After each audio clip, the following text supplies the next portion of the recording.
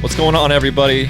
Welcome back to the E-Hunter podcast. This is our first episode in season 2 or season 3. Wow. Holy cow. That's crazy. I feel a little bit more comfortable today than I did in my last podcast. The last one I was all by myself, and I actually have Seth with me today. What's up, dude? No, not much. You're comfortable and I'm uncomfortable because now we have all the cameras. Dude, last time doing it by myself, that was so weird to just talk alone. I know a lot of podcasters, that's what they do. They just talk by themselves. Internal monologue, but you're spewing it out. That's definitely not my style. I can't do that. I like to have like a two-way conversation. I guess that's why we've been so successful with our interviews and stuff like that. So yeah. Well, awesome. Well, everybody, welcome back to the podcast. We're excited to start season 3. Obviously, kind of like I talked about in our last video, things are very different than what we've been doing in the past. You probably noticed the new tune. Let us know if you guys like that. Leave us a comment. Let us know if you like the new music. We finally got away from that old one and got something a little bit more upbeat and exciting. And so we also have a new thumbnail on the podcast. So as you're logging on to different podcast platforms, you'll notice that new thumbnail on those podcasts. So a lot of things that are new and different this year. It's a new year, new opportunities. We're really excited about this year. If you couldn't tell from the last podcast, if you haven't listened to the podcast, make sure and go and listen to it. If you're watching YouTube, I'll put a link right up here for you guys to go and watch it. But it just kind of talks about what we're doing this coming year. So before we jump into the podcast for today, let's do a little shout out to Vortex. Seth, you wanna do the shout out today? Sure. So as always, we wanted to thank Vortex for sponsoring us and everything that they do. Everything we do, they are great supporters of it. We couldn't do what we do without them. They provide us with the tools to get the job done, simply put. So yeah, they're awesome. Good people too. I've been having a lot of conversations with them, and we've been actually talking about the new stuff that's coming out for 2022. And so be on the lookout for that. We're gonna have a lot of videos and stuff like that with their new stuff. Yeah. So yeah, Sawyer and Brittany are awesome. I deal with them a lot. Shout out to those two. We'd be lost without Sawyer and Brittany. And Ryan. I gotta send a shout out to Ryan, dude. You better say something to Ryan. That dude is a genius, by the way. Holy cow.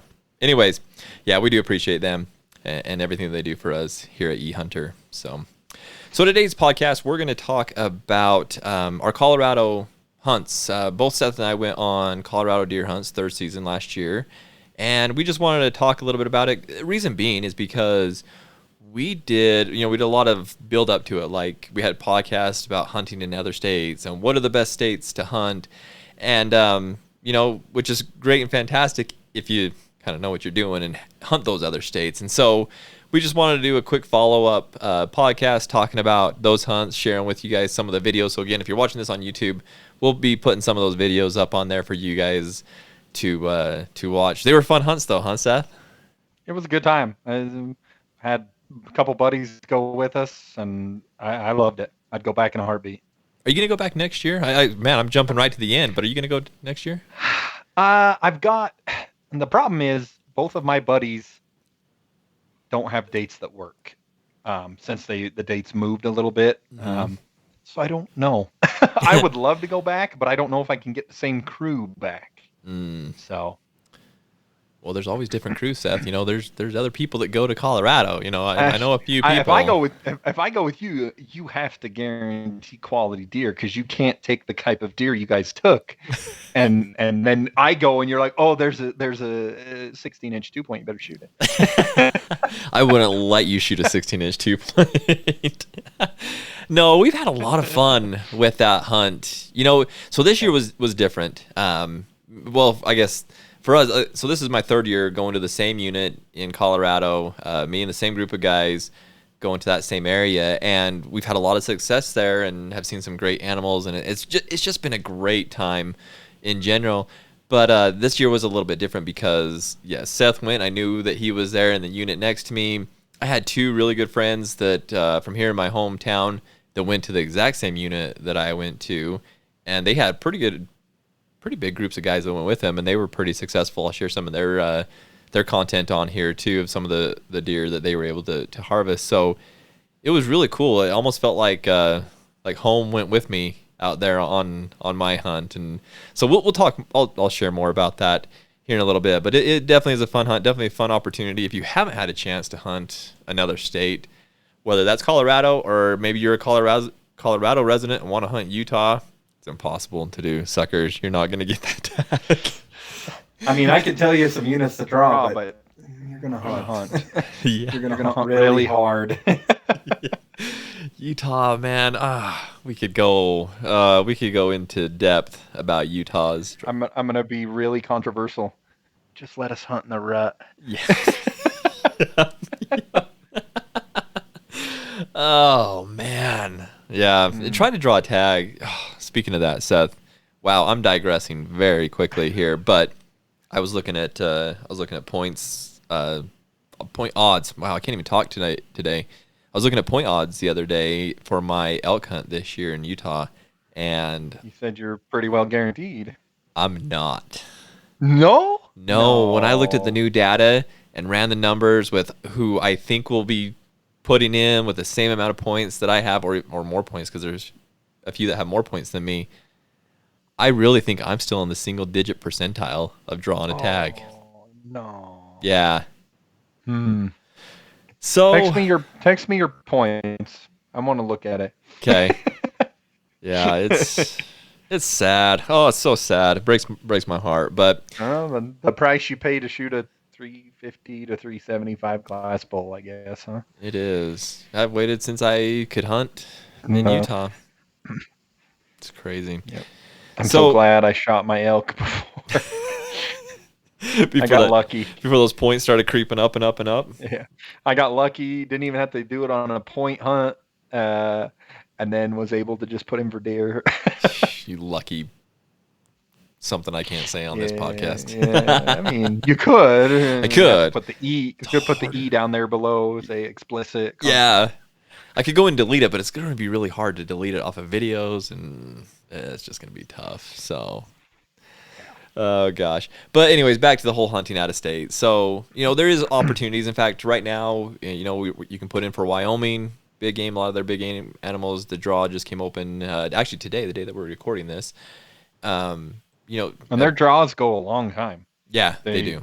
They're a long time. So you've got time. Don't panic, but you could look into it. Yep. That sort of thing. So. New Mexico, man. New Mexico is one that I think, and I shouldn't even say this out loud, but I think it's one that everybody should be putting into because they don't have a point system. So whether you've been putting in New Mexico for 20 years or whether this is your first year putting into New Mexico, you have the same odds as anybody else to draw that tag. So Yep. It can be hard when you have put in for 20 because man, I just want to draw. But going in first couple years, man, you draw it, great. If not, oh well. Yep. So true. So true. So, if you haven't hunted other states, definitely look into it. Find some states. It just creates more opportunity to hunt. If you guys have any questions, we'll link that other podcast that we did about, hunting out of state. It's actually been one of our biggest podcasts that we've had as far as listeners and downloads. So, check that out if you haven't already checked it out. But let's jump into our hunts. We don't want this to be a super long podcast, but we did want to share the results of kind of the stuff we talked about and how our hunts went in Colorado. So, Seth, I'm going to turn it over to you. You want to kick us off and talk about how your hunt went? Sure. So, me and some buddies picked a unit, basically never stepped foot in it, nothing. Just looked at harvest odds and draw odds and decided that this would, and called the biologist and decided that this unit would probably make the most sense for us. I had 3 buddies and myself go. One of them had to duck early from some family issues, which kind of sucked, but got lucky and actually had one of his neighbors that we had no idea was there staying in the cabin next to us. So he was able to duck out. I didn't know that. Wow. So Yeah, so it was crazy. We got there and they're like, yeah, we're from Payson. And my buddy's like, yeah, you are. You freaking live like 3 houses from me. So, but it worked out. It worked out good. But So we were kind of a 3-man crew for most of the hunt. The first day I had a chance at a buck, pretty nice buck, but he was going straight away from me in a hurricane windstorm the first day we got there, and I just didn't chance it.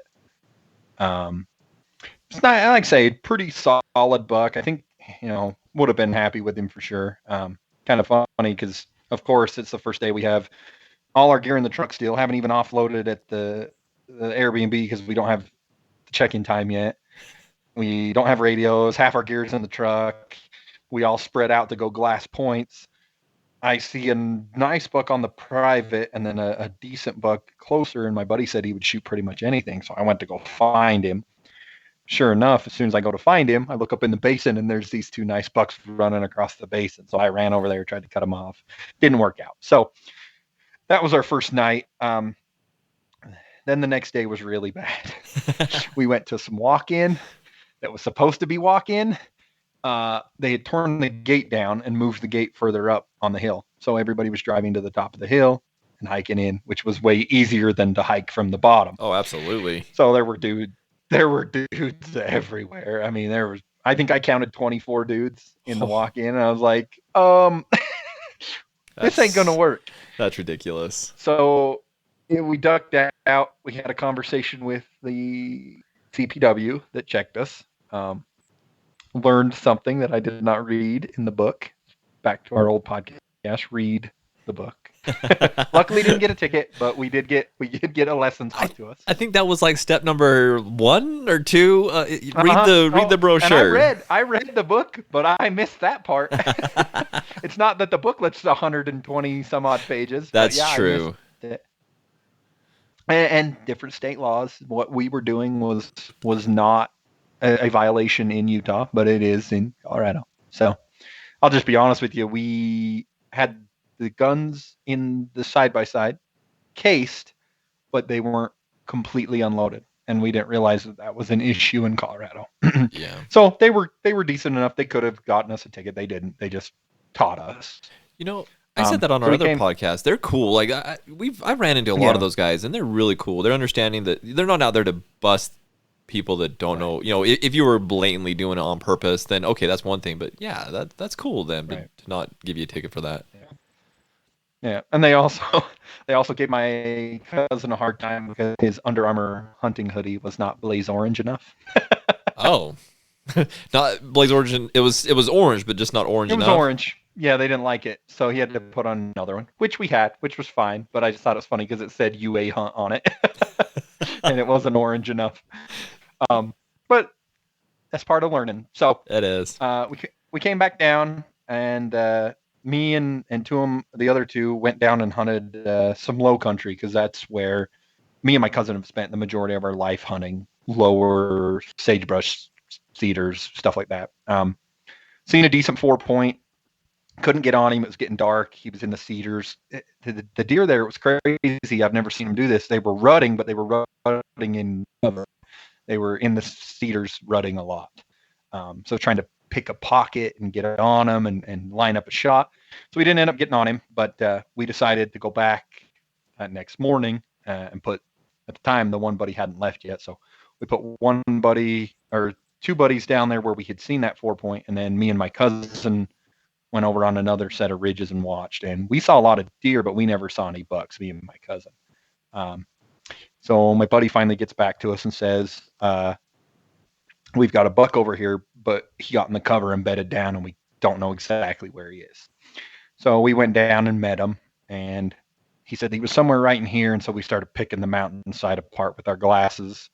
And about an hour later, my cousin finally picked him up. They had gotten up to stretch for a minute, but it was some thick stuff, couldn't get on the gun quick enough, and they bedded back down. And we were trying to be good little hunter boys and just sit on them. Got to be about 3:00, and my cousin's just like, this sucks. We're going to go push him out of here. Because in the desert of Utah, we learned how to do a lot of deer pushes. That's just the way we grew up. And so the other 2 had never done it.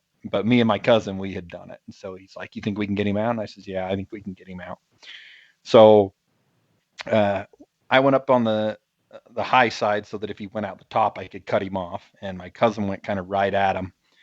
And sure enough, just as I got the spot I wanted to be, I seen a deer go out the top, and it had antlers, but I couldn't see what they were. I couldn't get on it. I just saw the antlers going up. Like an idiot, I was like, well, he's going to go in that open gap. And no, he's not. I know better than that. So I sat there for a second, and I'm like, yeah, that ain't going to work.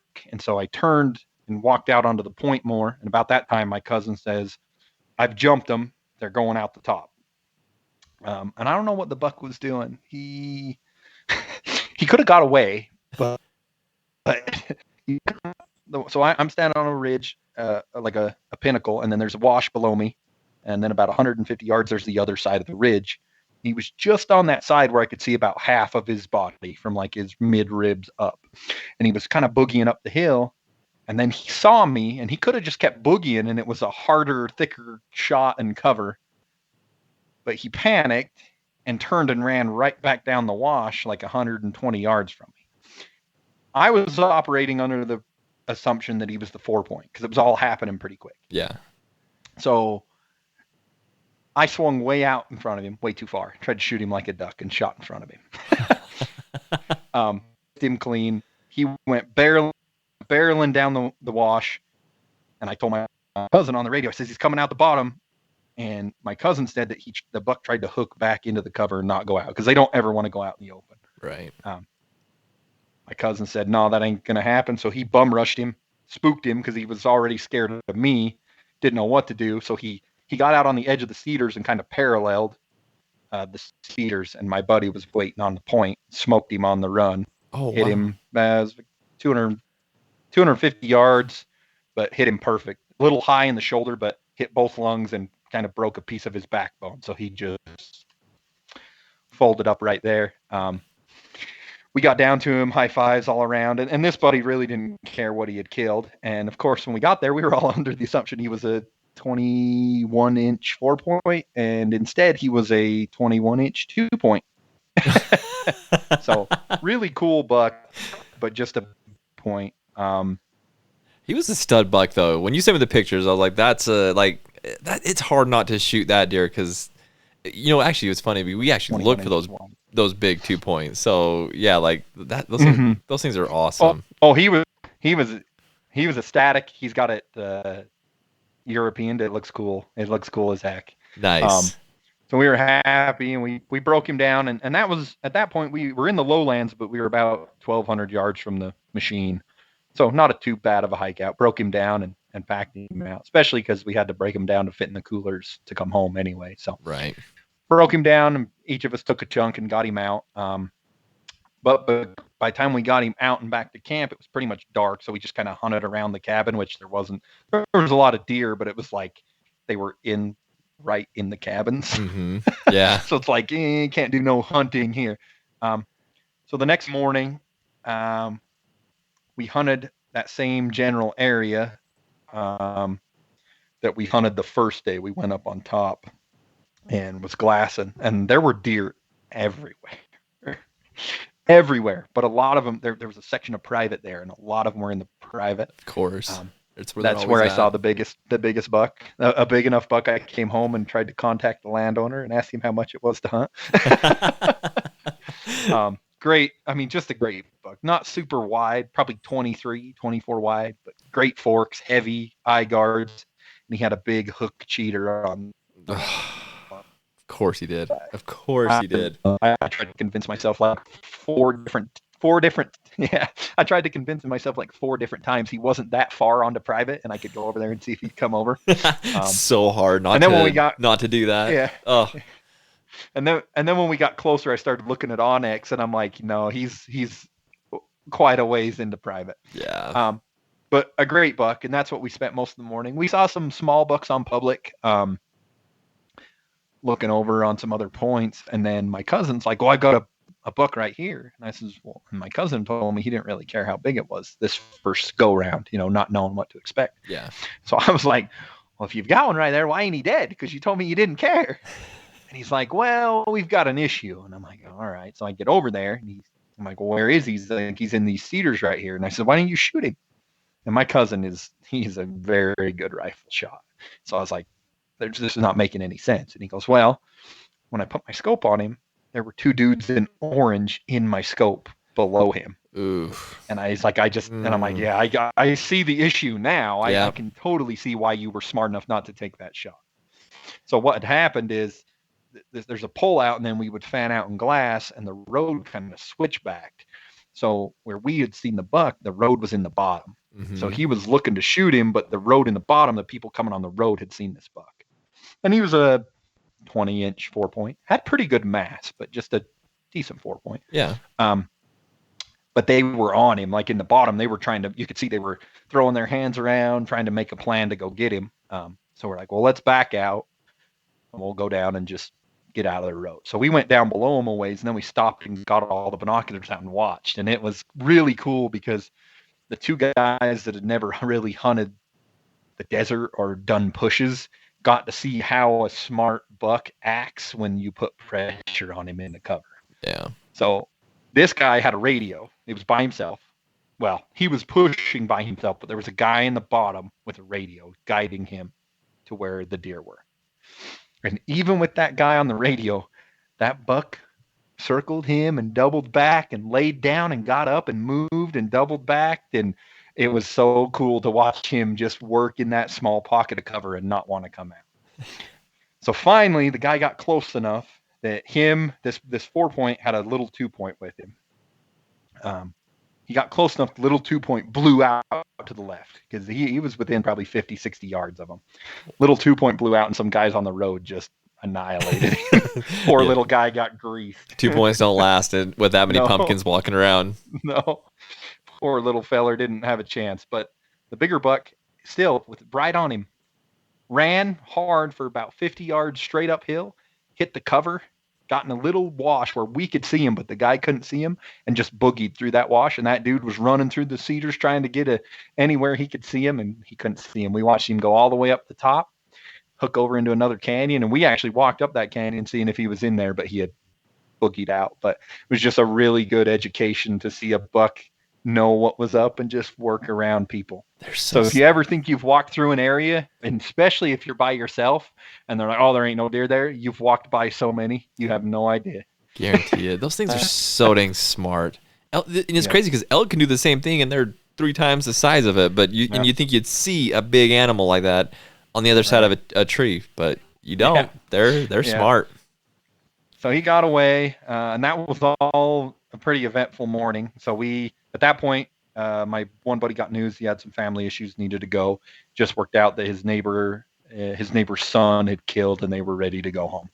So worked out well. He got to go home. And so that evening, the guy my buddy that had killed, and my cousin and me went back to, we started calling it the well because we just kept going back to it, and there was more and more bucks and more deer. So we'll go back to the well. So we got down in there, and we saw quite a few does, but no bucks. And so it's like, well, let's still hunt back to the side-by-side right before dark. And if there's anything in these pocket canyons, because there were so many, that the mountain kind of sloughed off real quick, and there was just a ton of finger canyons. So you could see 4 or 5, and you'd walk around just 150 yards, and then you could see 4 or 5 more. So we were just kind of still hunting through there. And I had my big old 18s on my tripod, and I was using it as a walking stick, so I had them out all the time. Nice. And I was leading the pack, and it's funny because we were walking and we were getting close to the machine, and there's a real weird spot like that where you have to come almost to the road, and then you double back, and you could see some area that you couldn't see unless you did that. And that's what my plan was right before dark, because these pocket canyons over in this area looked awesome. And just as we crested up to that bridge I needed to turn on, I looked out across the flat, and I'm like, holy crap, there's a buck right there. I threw my 18s up, and I let that 18 power convince me he was bigger than he was. So my cousin goes, is he nice? And I'm like, yeah, he's big, shoot him. And honestly, I thought he was like a 22-inch 3-point. He real dark antlers. I thought he was 22 or something like that, but he never looked at me. He just looked like he had a nice, and I was like, yeah, he's big. And he's like, you want him? And I'm like, no, because my cousin had his trigger sticks out. I mean, he was ready. Mm-hmm. I was like, yeah, just let him have it. And so I arranged him, and he was 308 or 312. I can't remember. Chip shot for my cousin. Not bad. Yeah, so he smoked him. One shot, boom, dropped him. I was like, cool. He was like 8 yards from the road. How the road switched back, that came right up to him. And he ended up being like a 16-inch 3-point. But my cousin was super happy. Like, first time going, we were just having a good time. And got him back and got dark, or got him back to the cabin at dark. And then that next morning, I'm like, well, we're going to go back because this is where we're seeing all the bucks. So we went back to the well again. And when we first got to a pullout that we had never been able to stop at because every other day there had been people there. Mm-hmm. But it got really cold that night. Like, it was -4 when we got up. And everybody quit. Honestly, I think I know exactly which night you're talking about. Yeah, everybody had quit. So we got to this pullout, and I looked way out there. I mean, I couldn't even tell what they were in the 14 or in the 18s. There were 10 deer, and they were all kind of back together, and there was one just circling and circling and circling. So without even seeing the antlers, I'm like, that's a buck. He's running them all over the place. So we got in the truck, and we drove clear down to try to get more in line with him. It cut about 1,000 yards off. I got out, and don't get my gun out, don't get nothing out, because I'm looking at deer way over there. Mm-hmm. Cardinal sin, don't do that. I'm looking, and I'm still having a hard time because he's so far. I'm like, he's a buck, but I can't really tell how big he is. And I'm looking, and all of a sudden my cousin goes, holy there's a big buck right here. And so I'm not even looking, dude. I'm running like a lunatic back to the truck. I got to open the case of the gun. I'm a Ruger guy, so I don't have a clip to put in the gun. Poor soul. Poor soul. I got to put singles in. So I'm 1, 2, 3, and I go running back out there, and I'm like, how big is he? And my cousin's like, he's big, dude. Look real quick. So I just looked in his binoculars that were on a tripod. And I was just like, oh, he's big enough. So I threw my backpack down and laid down. And just as I laid down and put the scope on him, I watched him jump the private fence. And he took 5 does with him onto the private. And here's the thing. The spot we were hunting is 8,000 acres of public. And there's one 200-acre parcel of private. And the son bee jumped the fence and went in there. He's not dumb. He knows what he's doing. No. And so I figured that buck, I mean, it's hard to say because I got a back and then a little bit of a better view at him. 26, great big back forks, heavy eye guards, just a nice buck. And of course he stands there on the private side where I can't do anything. Well, while we're looking at him, my cousin's like, there's a buck on this side of the fence. And I'm like, what do you mean? He's like, right there. And I looked, I'm like, dude, that's a nice buck too. He's with one doe, and she's hot because he's running her all over the place. Yeah. But only staying in a 50, 60-yard circle right by the fence. I'm like, dude, he's going to jump the freaking fence too.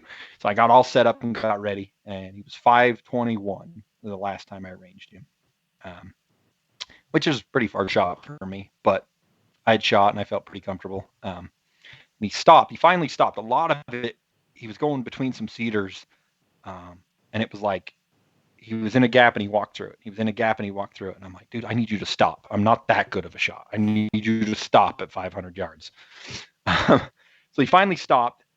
And I don't know if it was subconscious or it could have just been the wind or whatever, but he stopped where I couldn't see his front shoulder. I could see like the line back. Right on the line. I may have even subconsciously held just a little bit back and got set. Touched it off, and I hit him, but I hit him, I don't know, maybe 3 ribs back, so a little bit farther back. Not a really, like a kill shot, but not an anchor him right there type of shot. Yeah. So he dropped his head, and I knew he was sick because you shoot them with a bow, they do the same thing. They drop their head way low, and they don't really run. They kind of like stumble. So he went over the hill because he was right. Of course, he was right almost on the skyline. So he went over the hill. And I was thinking, okay, he's hurt bad enough. He's not going to jump a fence. Right. Get up there, and there's a spot where the fence it's not all the way down, but the wires are droopy, and they're about 10 inches off the ground. Sure enough, there's some dirt kicked up right there, some hair, and a little bit of blood. So I know he crossed right there, And of course, it wasn't one of those things where you could see him laying there dead. It was just a wall of cedars, just a thick forest that he dove into, of course, because he's hurt bad. I'm like, ugh. So I was sick as a dog. I damn near puking. Yeah. I did not feel good. So we went back to the cabin, and I almost regret now. I know he's a nice buck, and you have to take that shot, but I almost regret it because on the way back, my cousin's like, dude, I know you feel bad, but do you mind if I glass as we go? And I'm like, no, you're fine. And every freaking canyon we stopped and looked had bucks in it, dude. And I was like, yeah. Like, I kind of feel bad because I'm like, if I wouldn't have wounded him, and I know he's going to die, but I could have found a different buck with a better situation. And it's a learning process. And it's not like I wished him to be right there, but he was probably right there because of the private. He could get away from pressure. And you got to take the chance when you get it. You know, when those like, opportunities show up, you kind of have to take that chance. If we're turning away a 155 class buck, which I told myself if it was a 4-point going in the first time, I was going to take him, and he was a 4x3, but really good forks and eye guards and decent mass. I don't know how you don't do it, but hindsight's 20/20. Right. But got back to the cabin because that's the only place we had cell service. I'm pretty sure I found the correct number of the landowner. Called him multiple times. Of course, voicemail box is not set up. Called the Colorado Fish and Wildlife. They kind of just told me, well, why'd you hunt something so close to private land? Of course they did. I was like, dude, it's 8,000 acres in one small parcel, man. But it was a great hunt. I'd go back in a heartbeat. Saw a ton of deer. It just ended bad for me. Yeah. My other buddies had a great time. I had a great time. Other than that, I mean, it was a good time. Lots of deer.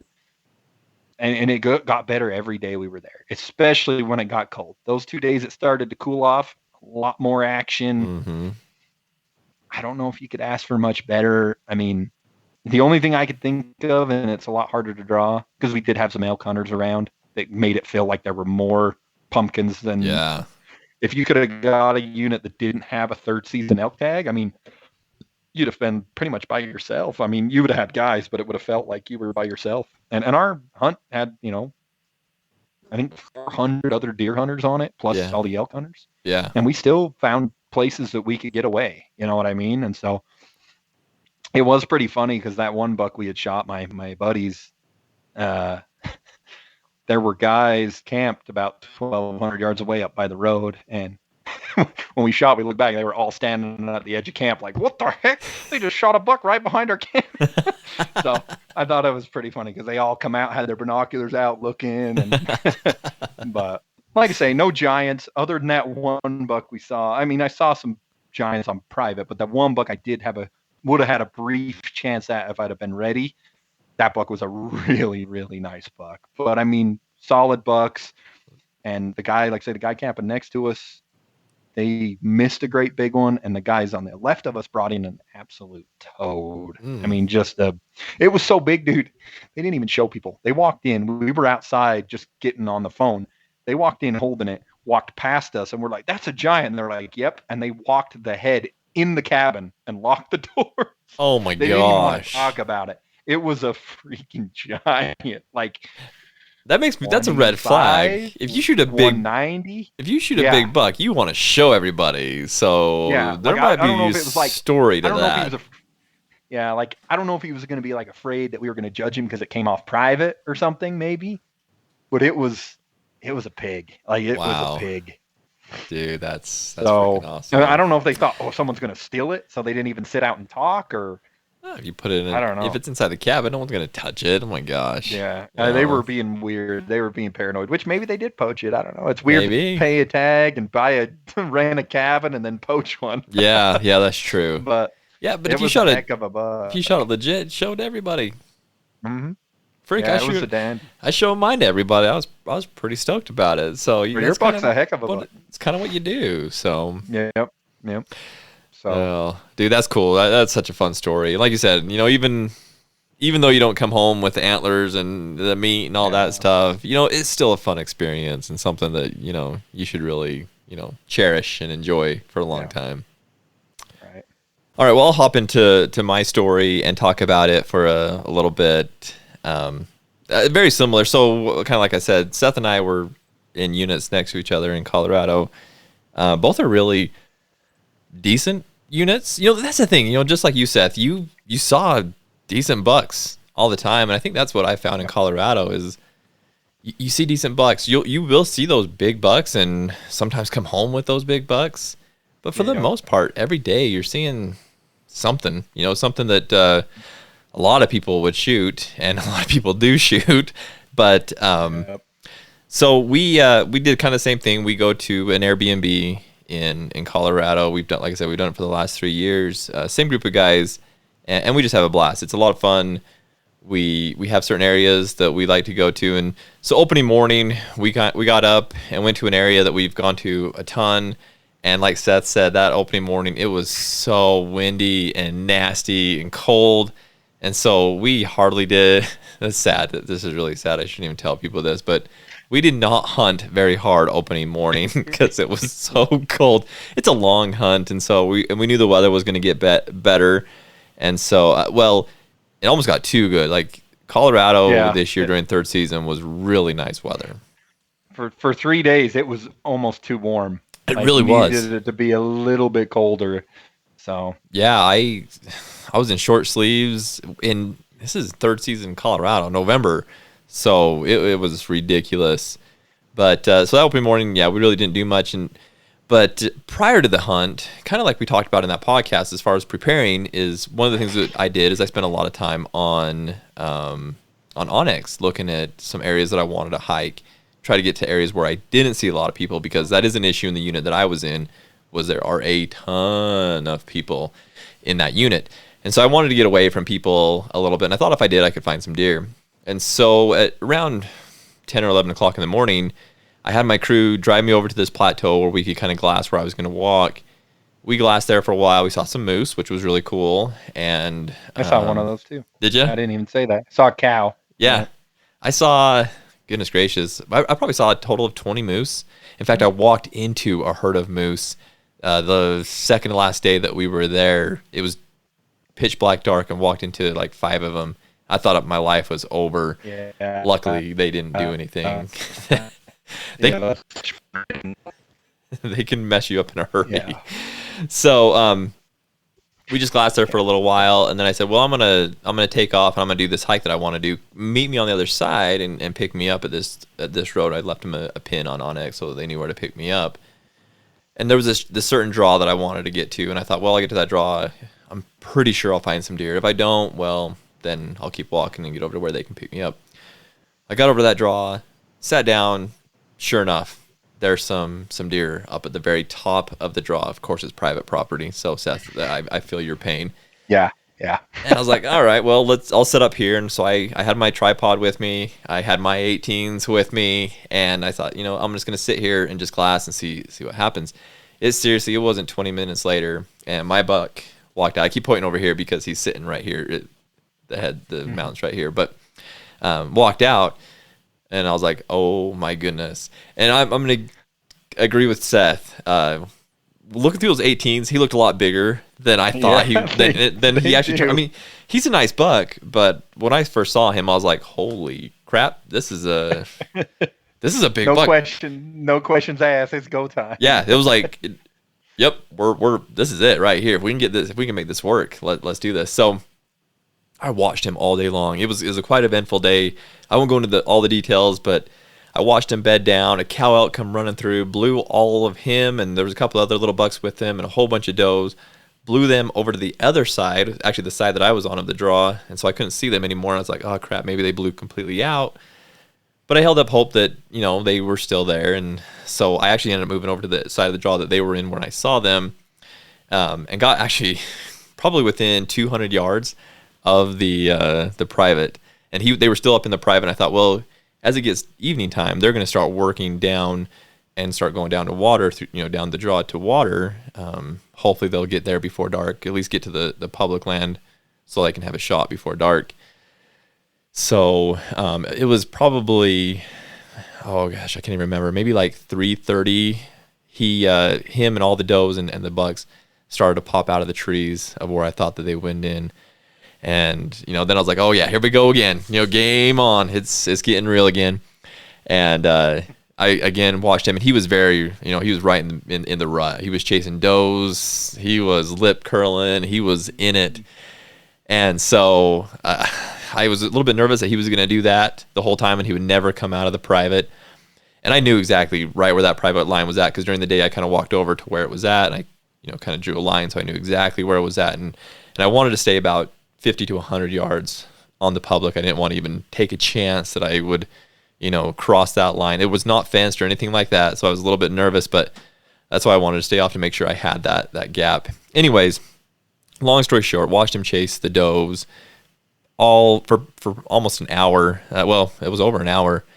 And then about 4:30, it got dark at 5:15, or it got, no, not dark, but your shooting light ended at 5:15, if I remember right. Hopefully I get these times right. But about 4:30, he started really working down the draw, chasing a doe. The doe actually kind of saw me as I was moving to get on my gun, because I was looking through my binoculars, and then I wanted to move to where my gun was, and I couldn't see any of them once I moved to where my gun was. And once, if they did walk out to where I could see them, I knew that they were on public land. Well, as I was moving to my gun, one of the does blew, and because she saw me, I was like, hell, it's over. We're done. I'm not going to kill this deer. But I just sat on my gun anyways. I was like, we'll see what happens. She kind of blew out and actually went way onto the public and actually kind of ran away. And so I thought, okay, maybe he'll follow and I'll see him running. Well, it was about not long before 5 o'clock. So it was getting down to the last seconds of daylight. And here he comes. Well, the doe came first that he was really chasing. She had a collar on her, actually. And then, cool. And then he came out. And as soon as I saw him, I was like, all right, this is happening. And so I want to send a shout out to Vortex, by the way. They hooked me up with the Razor HD Gen 2 scope. Without that scope, because it was about a 300-yard shot is what it ended up being, about 320. Without that scope, I don't think I would have been able to have the light that I needed to see it, because, like I said, it was getting pretty dark. I don't like shooting it at that late, but still legal. You know, I still gotta do what you gotta do. That's the way I looked at it. I had to do what I had to do, and it was the only opportunity I had. And he looked huge. And after watching him all day, I got a lot of video. So you guys will see some video on YouTube if you're watching the video, watching the video on YouTube. Got a lot of video of him, got a lot of pictures of him, and so I was like, this is meant to be. It's opening morning, and I love killing on opening morning. I don't know why, but it's fun to me to do that. And so, anyways, long story short, he walked out 300 yards, settled the 7 mag on him, boom, dropped him like a sack of, I don't even know potatoes. What. Yeah, I was going to say something else, but again, I can't say that. So he ended up dropping. I walked it off as close as I dared get to that line. He was about 100 yards away from the private, so I felt pretty confident that I had plenty of room onto the public property that he was, or public land that he was on. So obviously it got dark. I ended up just gutting him there, making the hike out to the truck to meet the guys. I was so excited. You know, I was just on cloud nine. It was so much fun. Just because it's one thing when you it really came together how you plan it. You know, we talked about this on another podcast of, I looked on very often. It doesn't. Yeah, I looked on OnX. I had, spent the time to really study this out of where this was going to work out, and the plan just came together and worked out, and I was able to harvest the deer exactly where I had really planned on. And he's a great deer. I should grab him and show him for the camera. But I'll put some video up so everybody can see and whatnot. But just a cool experience. I had 3 other guys with me in the group. So we had 4 guys with us. So the next day we go in, we get my deer and come out, and we had to drive clear around to go back and get the other vehicle, because we left one and went out a different way, and then we had to drive around to get the other vehicle. When we went to do that, we were stopped by some guys from California. So shout out to the Californians. Guy from Western Contours, all those great California people that Seth doesn't like. They're great. You're gonna make me freaking regret that. Oh yeah, Guy and I will never let you live that one down. That was too awesome. I changed it, man. It's Urbanites. The Urbanites. These guys were definitely not Urbanites. In fact, they talked more crap about California than we talked about them. So, anyways, they're like, "Hey, what kind of deer are you guys looking for?" And we had a 12-year-old boy with us, my buddy's son. His name's Talus. we had him with us, and we're like, really just a solid buck for him. It doesn't have to be anything amazing. It's his first deer, so they're like, well, we got this cool 3x4 over here. If you guys want to come shoot it, we're like, hell yeah, let's go. Let's see this thing.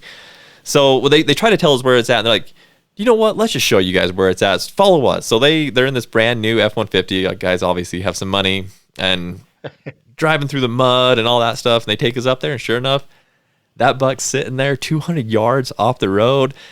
Get the kid set up. I'll put some video up of it as well. I didn't get the kill shot on it, but I did get us walking up to it. But he pulls up. He actually missed on the first one because his face is directly away, and he tried to do a Texas heart shot on him, which I wish he wouldn't have done. But he missed it. For a kid. What's that? I said excitement Yeah. coming from the kid. I've been there and done that. Yeah, I can't blame him. Yeah, he was so excited because this was way big. He was actually a really good buck. He was about a 22-inch 4x3, really just 5-year-old solid buck.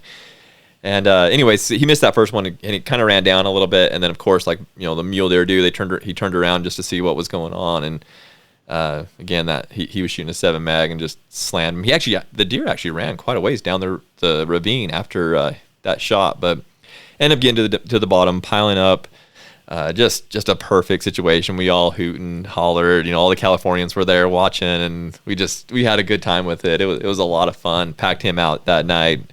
Definitely took a lot of pictures. Again, I'll put some of those up on the YouTube page so that you guys can see those pictures. They're also on our social media. So if you're listening to this on a podcast platform, you can go on our social media and you can see some of those pictures. So again, 2 other guys with us. Next day, we did hike into another really rough area. Saw a really solid buck, about a 185, 190 inch buck. And Russ, the guy that was with us, Talus's dad, fell in love with this buck. We didn't see him again that day. We saw a lot of bucks, kind of like what Seth said. We saw tons of just solid bucks all day long. Neither Jed nor Russ would shoot at him that day because they had their heart set on that big one. So 4th day out there, we ended up dropping the 2 of them off, Talus and I, where we tagged out. We're like, we'll kind of be the drivers and we'll be where you need us to be. And we dropped them off, and they hiked back up in there, and they were able to find him and knocked him down. It was a pretty big poke. I think he shot about 680 yards to get that deer. So wow. Yeah, it was a heck of a poke. But one shot pancaked him right where he was at. He was shooting a 7 rum, and yeah, great shot, great buck. I think, like I said, I think he did end up scoring about 185 or 187, I think is what he was. Just a solid 4-point. We actually thought he had extras on him, but he didn't. He was just a solid 4-point, but just wide, about 26 wide, heavy, just really deep tines, really tall. He gained a lot of his score off of his mass, though. Just a solid buck. So Russ shot him, and then Jed was like, well, I can't be showing up. Another buck actually walked out very similar to where Russ just shot that buck, and it was a smaller buck. It was definitely the smallest buck that of all the 4 of us that was shot. I think it ended up being like a 145-ish 4-point, and he laid down. It was actually, I think, a little bit further, like 710 yards or something like that. Shot it, boom, pancaked him too. He was shooting a 28 Nosler. So, right. So the 4th day, we had all 4 tags punched. We had never done that in Colorado. I don't ever plan to do it again because that just doesn't happen that way. No. You told me you just said that I could come, so you can't be saying that now. Now you've got me hooked. So okay, well, it's got to be 5 days because we have 5 tags. We'll have to add an extra day on there, for you. So. I mean, I can just stay with you guys and drive to the unit I know how to hunt now too. No. Our unit's better. Yeah. You guys did get better deer, but you've hunted it a few more years. We did. We've come to know that unit very well. In fact, that Airbnb is like our second home. Like, seriously, we love the people that we rent that from, and they give us a pretty sweet rate on it now that they know us, and we take good care of it. But yeah, it was a really fun hunt. Very exciting. I mean, it was go for 4 days straight, and we'd planned to hunt all. Is it 9 days or 7 days? I can't remember. 7. 7 days. 7, yeah. Yeah, we had planned to hunt hard all 7 days, and actually really didn't even plan on all of us shooting one. Honestly, from the year before to this year was just a night and day difference. But man, it was fun. Like I said, it was go go go. It was exciting. We were just seeing good solid bucks all the time, and had a lot of fun. Like I said, I'll put these videos up and some photos up on the YouTube page so that you guys can see it. So had a lot of fun. Colorado was a great time this year. We enjoyed it. Like I said, I had those other buddies that went to the same unit that I went to, and I'll put up some pictures of their bucks that they ended up getting there. But a lot of fun. Really enjoyed it. Looking forward to this year. We're absolutely gonna go back. We're kind of hooked on it. This year's gonna be a little bit crazy. I'm actually a little bit relieved that I won't get that elk tag that we kind of talked about in the beginning, because it's gonna be a busy. Yeah, you've got hunts up the wazoo, and you've still got to find a spot for me to shoot an antelope. I do. No, I can do. I could go do that right now. I know. You don't like the truck chasers. There we go. You said it. Yep, truck chase. They are. My goodness gracious, those animals. I'm doing it the hard way though. I gotta shoot it with a bow. Yeah, but we got water. They'll come into water. It'll be easy. Truck chasers, they'll just jump in the blind with you, and they'll just ask you to. That's fine. To shoot them. But yeah, it is going to be a busy year. But we'll go back to Colorado. I think that's just something that we're going to do each and every year. We might do a little bit different as far as our draw and how we do it this year, but we definitely want to go back and just make that continue on that yearly tradition. It's a lot of fun. So if you haven't hunted out of state, definitely look into it. Colorado's a great state. A lot of opportunity in Colorado, which makes a lot of fun. And really, I mean, I know it can be expensive for depending on your finances, but get some buddies and go, because it doesn't even have to be Colorado, man. Just pick a state and go, because I'll be honest with you, I've hunted Idaho, and maybe I just didn't know it, but it was rough. It was a tough hunt. And then to go to Colorado, see deer, have fun. It was just a night and day difference, and it was a ton of fun. But I'm sure there's other states out there that have similar opportunity. But it was a blast. I would go back in a heartbeat. I just don't think the dates are going to work for the other two. Yeah. You know what is, even if you can't do it every year, every other year is still awesome, because you're right. I mean, it can be expensive, but if you save your money, that's it. Just plan for it. That's really made the difference for us. If we plan for it, we know that we're buying that tag every year. Although this year I was a resident. Actually, for the last 3 years I've been a resident. So this year will be a little steeper. Yeah, that tag's gonna be a little bit more than it's been in the past. But again, if you plan for it, you budget for it, you get some buddies to share the cost of the living, amenities there, and food and whatnot. It really isn't that bad. When you compare it to these outfitting hunts that people do. Not that you're going to get 200-inch deer everywhere you go. It is possible. A couple years ago, we shot a 200-inch deer on the same unit that we shot these ones this year. And, people shoot 200-inch deer all the time on just these, I'm going to call them general units, but they're not general, they're kind of 0-point units in Colorado. So, yeah, just a lot of opportunity. That one that came in that I told you they were being weird about, it may have been private. I don't know, but it was. And there's two different, or technically three different units right there. But boy, it was. I mean, it was a pig. It was a great big buck. Yeah. So I don't know. Yep, they're there. They're definitely there, and you can find them. You just got to work. That's the thing. You'll see pumpkins everywhere in Colorado. If that's where you hunt, and really everywhere. If you hunt Arizona, if you hunt Wyoming, Montana, it's really the same everywhere you go. But if you're willing to put in the work, get off the road, get out of the side by side, get out of the truck, and put some miles on the boots, you can do it. And even just finding spots where people are overlooking.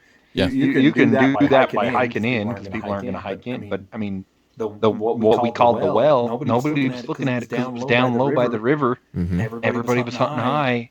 We had some guys in there, but none of them were looking low. They were all parked low, looking high. We started hunting these lower little finger canyons and little pockets, and there were bucks all over it. It just you have to be sneaky and find these spots where other people don't think to look.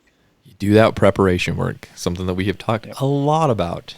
You do that preparation work, you find those areas. The first area may not work. Have a plan B, a plan C, plan Z, whatever you need. I had 25 pins on the map to check out. And we didn't get to all of them because once one of them worked and we kept seeing deer, we're like, well, might as well see here and see what happens. So, exactly. Yeah. Exactly. Yep.